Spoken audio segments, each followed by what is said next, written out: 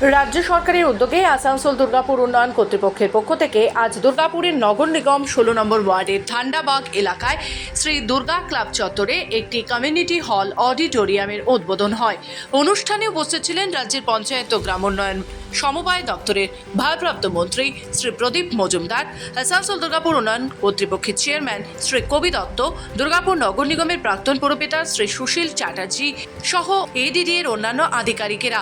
এই অডিটোরিয়ামটি নির্মাণে আনুমানিক 50 লক্ষ টাকা ব্যয় হয়েছে। পাশাপাশি এদিন ওই এলাকারই ঋষি অরবিন্দ নগর অঞ্চলে একটি আরসিসি ড্রেন বা নিকাশি নালা নির্মাণে ভিত্তিপ্রস্তর স্থাপন অনুষ্ঠান অনুষ্ঠিত হয়। উদ্বোধন করেন রাজ্যের মন্ত্রী শ্রী প্রদীপ মজুমদার।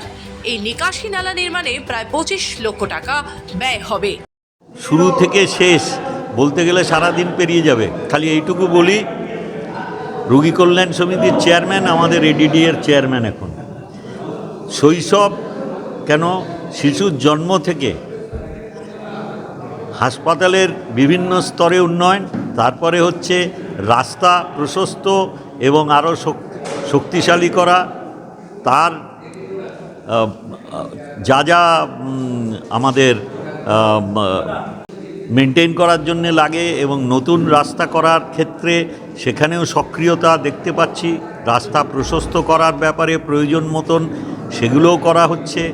তার সঙ্গে সঙ্গে সাধারণ মানুষের চাহিদা অনুযায়ী নানান রকম পরিকাঠামো গড়ে উঠছে। এটা মোটামুটি অ্যাপ্রক্সিমেটলি 50 লাখ, ½ crore রুপিস মতো এটা হলটার জন্য আমাদের মোটামুটি এখনও পর্যন্ত হয়েছে।